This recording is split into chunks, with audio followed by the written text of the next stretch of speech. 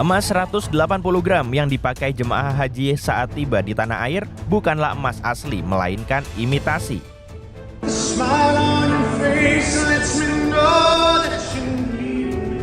Hadirkan Ronan Keating sebagai wedding singer pernikahan putri salah satu konglomerat di Indonesia menjadi sorotan.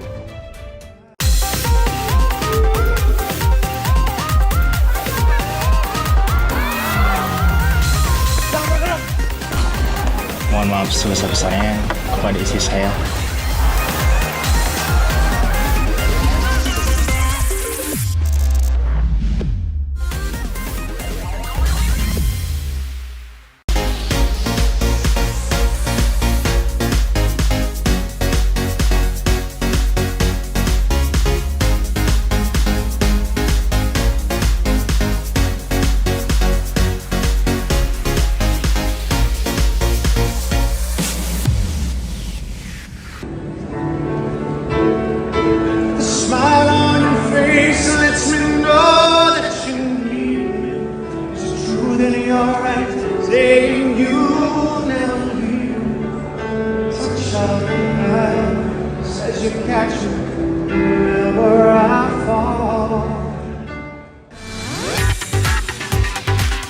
Bukan sedang konser, merdunya nyanyian Ronan Keating ini sedang mengiringi pasangan pengantin Valencia Tanu dan Kevin Sanjaya memasuki area pelaminan.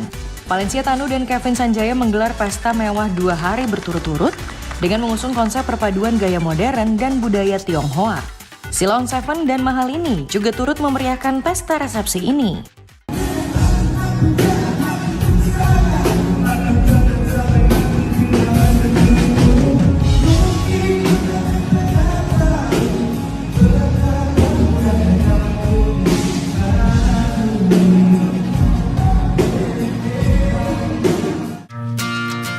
Sebelumnya, putri konglomerat Haritanu dan atlet bulu tangkis ini telah mengikat janji suci pernikahan di Le Meurice, hotel mewah tertua di Paris, Prancis pada 23 Maret.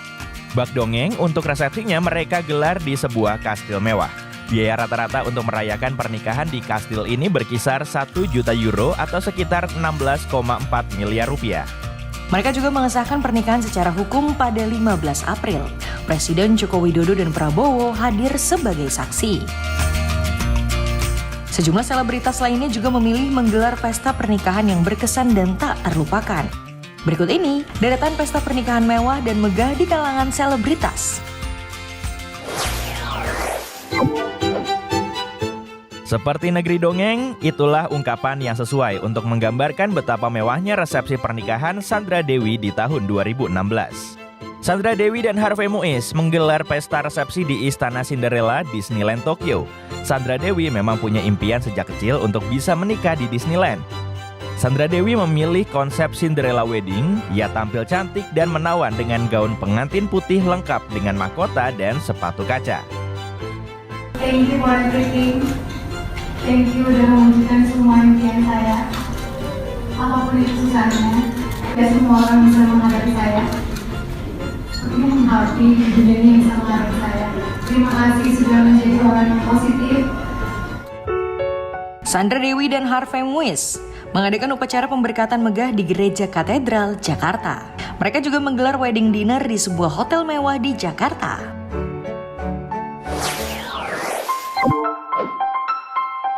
Pernikahan Syahrini dan Reino Barak juga terbilang mewah dan megah. Syahrini dan Reino Barak melangsungkan pernikahan di Masjid Chami di Jepang pada Februari 2019. Meski digelar di negeri Sakura, acara pernikahan mereka menggunakan adat Sunda. Pernikahan sengaja digelar tertutup demi menjaga kesakralan akad nikah. 2 bulan setelah menikah di Jepang, Syahrini dan Reino menggelar acara dinner silaturahmi di salah satu hotel mewah di Jakarta. Syahrini dan Reino Barak tampil menawan bak raja dan ratu sehari.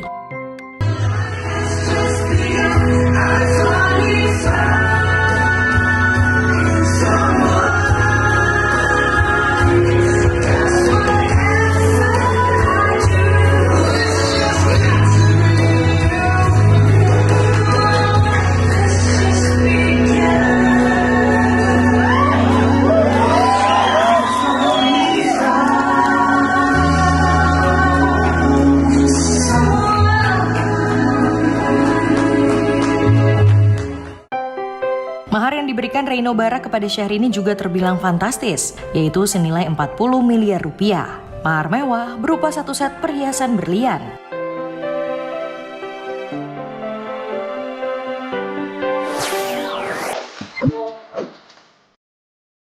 Pernikahan beauty vlogger Tasya Farasya dan Ahmad Assegaf sempat memukau publik. Pasangan yang menikah pada 18 Februari 2018 ini melangsungkan pesta pernikahan selama 7 hari 7 malam. Serangkaian acara pernikahan digelar oleh Tasya Farasya dari mulai siraman, sungkeman, sampai henna night. Meski berdarah Arab, Tasya juga menggunakan baju adat Jawa dan Bali. Untuk resepsinya digelar 2 kali. Pertama, resepsi khusus perempuan dengan tema Colorful Garden. Untuk puncak dari rangkaian acara pernikahan, Tasya dan Ahmad menggelar resepsi di salah satu hotel bintang 5 di Jakarta. Pengantin yang memang tahu hari hanya tuh bakal jadi kayak gimana, mau jadi seperti apa, dari makeupnya, rambut, baju, semua dia udah punya hayalannya masing-masing.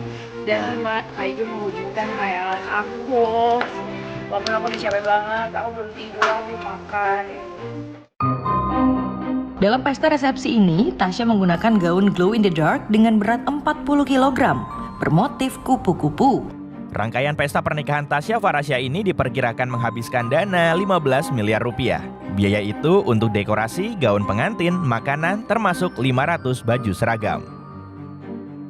Di luar pernikahan mewah dan megah para selebritas, iPrice mengeluarkan riset rata-rata biaya pernikahan untuk kelas menengah di Indonesia. Pada 2021 dapat mencapai 191 juta rupiah dengan estimasi 250 tamu undangan.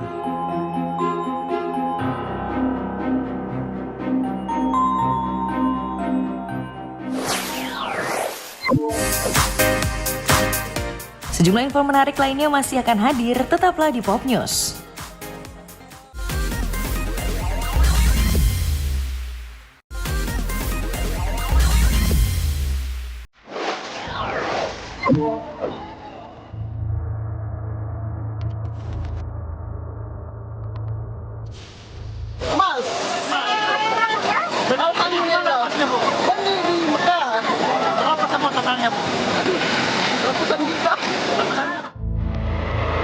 Inilah Suwarnati Daeng Kanang, jemaah haji asal Makassar yang mendadak ramai dibicarakan. Suwarnati jadi sorotan sepulang dari ibadah haji di Tanah Suci karena justru mengenakan perhiasan emas seberat 180 gram.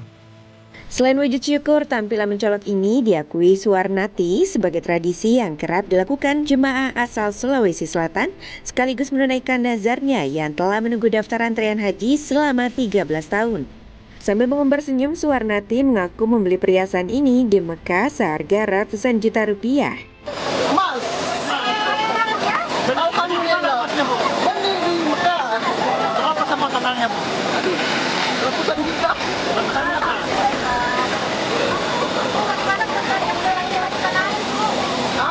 Ada bapaknya pas alhamdulillah ya Allah, senang banget dan bangga banget.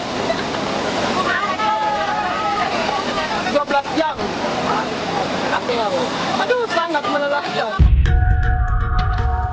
Sontak video Suwarnati dengan emas-emasnya itu dilirik Bea Cukai Makassar. Dalam klarifikasinya, perhiasan emas yang dipakai Suwarnati ini ternyata imitasi alias palsu. Untuk mengecek keaslian emas milik Suwarnati, Bea Cukai turut melibatkan kantor pegadaian. Perhiasan emas tersebut dibeli Suwarnati seharga Rp900.000 sehingga tak dikenai biaya pajak cukai. Berdasarkan penelitian kami, barang tersebut sudah kami koordinasikan juga dengan pegadaian, dan dari pegadaian menyimpulkan bahwa barang tersebut bukan emas, begitu hasilnya. Oh, berarti imitasi ya? Iya, kemungkinan seperti itu. Tapi memang barang ini dibeli dari luar negeri kan? Iya, dan yang bersangkutan juga menyampaikan bahwa memang benar barang itu dibeli dari luar negeri dan imitasi. Kurang lebih harganya sekitar 900-an ribu, jadi di bawah 1 juta. Pulang dari Tanah Suci dengan membawa perhiasan emas sepertinya memang sudah menjadi tradisi orang Bugis Makassar. Hal yang sama juga dilakukan Mira Hayati. Jamaah haji asal Makassar ini memborong emas seberat 1 kg dari Tanah Suci. Ia memborong kalung besar dengan pinggirannya berhiaskan emas batangan. Alhamdulillah. Ini unik karena dia pinggirnya emas batang. Nah, emas batang. Masya Allah, alhamdulillah rezeki. Insya Allah ini dia model kalungnya ketika dipakai. Cantik banget. Nah, kita belinya di toko ini. Jangan lupa buat kalian yang ada di Jeddah. Mira menyatakan akan memberikan emas tersebut kepada keluarganya. Emas yang dibeli pun berbagai macam, mulai dari cincin, gelang, hingga kalung.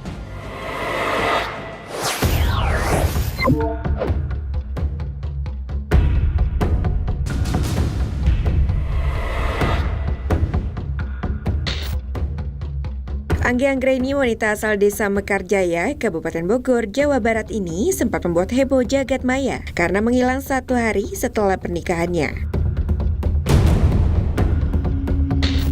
Namun Anggi bukanlah hilang, melainkan kabur untuk menjumpai kekasihnya.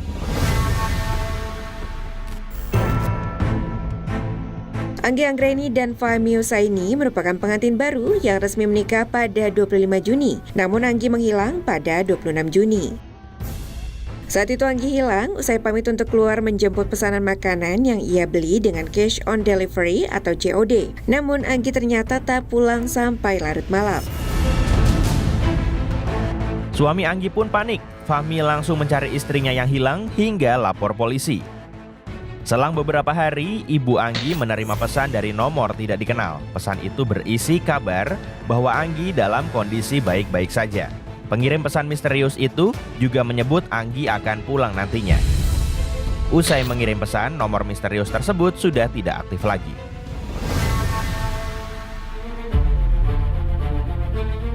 "12 hari menghilang, Anggi akhirnya ditemukan. Ternyata hilangnya Anggi bukan karena tindak kejahatan, melainkan untuk menjumpai kekasihnya di Jakarta. Alasan Anggi menemui kekasihnya lantaran motif asmara. Menurut polisi, Anggi belum bisa melupakan kekasihnya yang dikenalnya selama bekerja di Jakarta. Polisi pun melakukan mediasi antara Fahmi, pihak keluarga Anggi, dan mantan kekasihnya.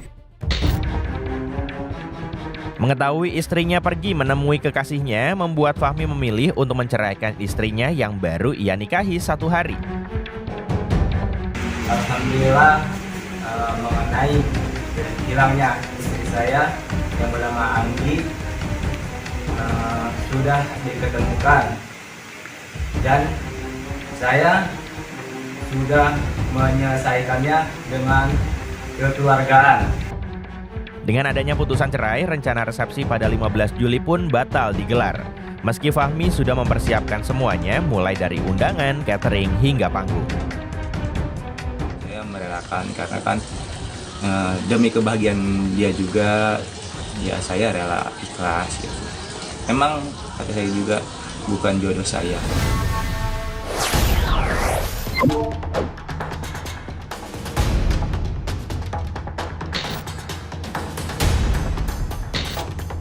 Warga di Jalan Cemara 4, Duri Kosambi geger dengan tewasnya seorang perempuan hamil. Warga curiga karena mencium bau dari dalam kontrakan korban. Saat dibuka, korban ditemukan sudah meninggal dunia di bawah meja dapur dengan kondisi tumpukan sampah dan pakaian bekas di atas jasad korban. Menurut keterangan saksi dan pemilik kontrakan, korban baru sekitar 2 minggu menghuni kontrakan bersama dengan pasangannya. Kepada warga dan pemilik kontrakan, korban mengaku sebagai pasangan suami istri. Terus dia telepon saya, suruh datang ke kontrakan, dijelasin katanya bau seperti kayak bau bangke. Gitu. Bau bangke. Terus pas dilihat? Ya sempet orang itu pada ngeliat, cuma saya nggak boleh. Oh gitu. Nggak boleh buka pintu. Oke, terus? Terus ya pas ada petugas baru dibuka, kelihatan itu katanya. Ada mayat ya? Polisi langsung melakukan olah TKP dan mengamankan sejumlah barang bukti. Tak ada identitas diri atau tanda pengenal yang ditemukan dari tempat kejadian. Korban diperkirakan berumur sekitar 26 tahun. Penemuan mayat dengan jenis kelamin perempuan. Kondisi mayat sudah mengalami pembusukan tabung keluarnya. Untuk menentukan penyebabnya, kami kirim mayat ke rumah sakit untuk laboratorium. Polisi kemudian membawa jasad korban ke Rumah Sakit Kramat Jati untuk diotopsi. Polisi kini memburu pasangan korban untuk mengetahui penyebab kematian korban.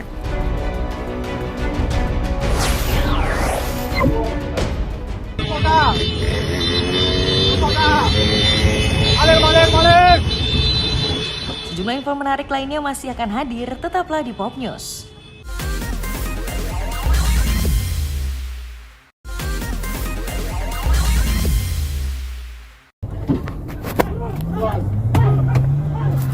Inilah detik-detik saat polisi dan warga mengejar mobil yang dinaiki komplotan pencuri sepeda motor.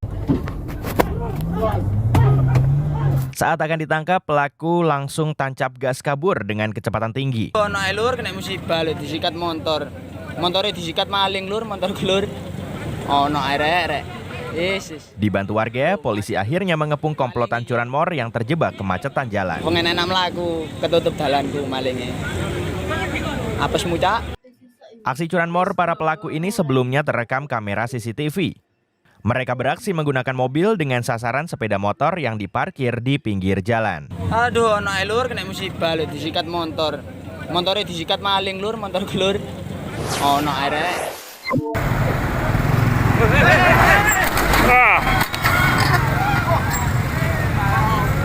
Mencoba kabur dari petugas saat razia, siswa yang berboncengan ini terserempet truk saat putar arah. Pelanggar akhirnya mendapatkan surat tilang atas pelanggaran yang dilakukannya.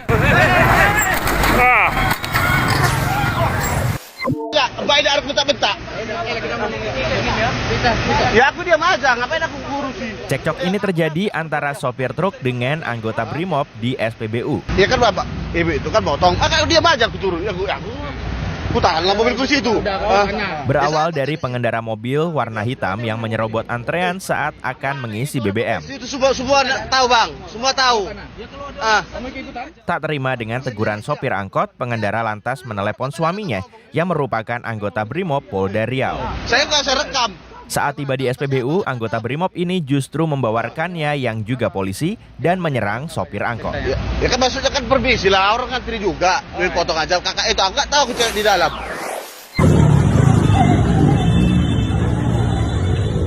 Bentrok terjadi antara kelompok anggota perguruan silat dengan sekelompok orang tidak dikenal. Mereka saling lempar batu hingga salah satu anggota perguruan silat jatuh dan dipukuli. Akibatnya 2 orang terluka dan salah satunya harus menjalani perawatan di rumah sakit.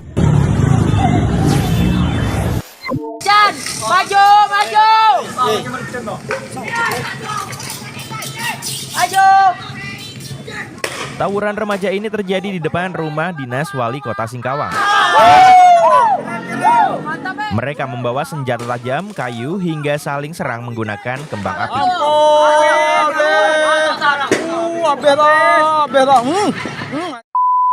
Akibat tawuran ini, beberapa remaja mengalami luka ringan.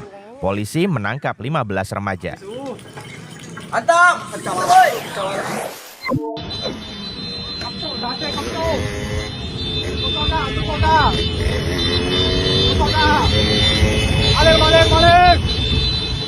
Para pengendara motor ini mengejar komplotan pemeras yang menaiki mobil berwarna putih. Warga sengaja mendirikan maling untuk mengundang perhatian agar mendapat bantuan mengejar komplotan pemeras. Mobil pelaku melaju kencang di situasi jalan yang ramai dan sempat menabrak sejumlah pemotor. Karena semakin banyak warga yang terlibat, mobil pelaku akhirnya terkepung hingga terpaksa berhenti di tengah jalan. Pelaku diduga memeras dengan modus mengaku sebagai anggota polisi dengan sasaran pasangan sejenis. Maaf ya Mbak, ini pelaku. Seorang ibu tertangkap tangan mencuri sejumlah barang di sebuah toko. Ya Allah, Bu, istighfar Bu, banyaknya. Pelaku menyembunyikan barang-barang curiannya di dalam jaket. Saat digeledah, pegawai toko menemukan 6 kaleng susu kental manis dan 3 bungkus penyedap rasa. Lepas, Riz, lepas, Riz. Pelaku diduga kerap melakukan aksinya dan diketahui pemilik toko. Namun, aksi pencurian terakhir, pemilik toko sudah tak mau memaafkan lagi. Nggak ada itu.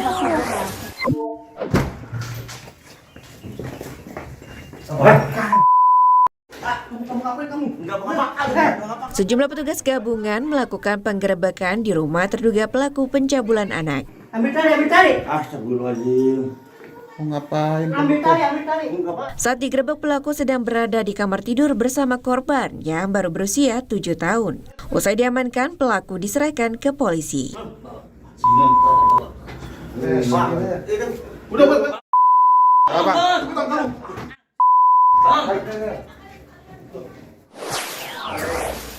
Aing mah caduna jelema di bohongan.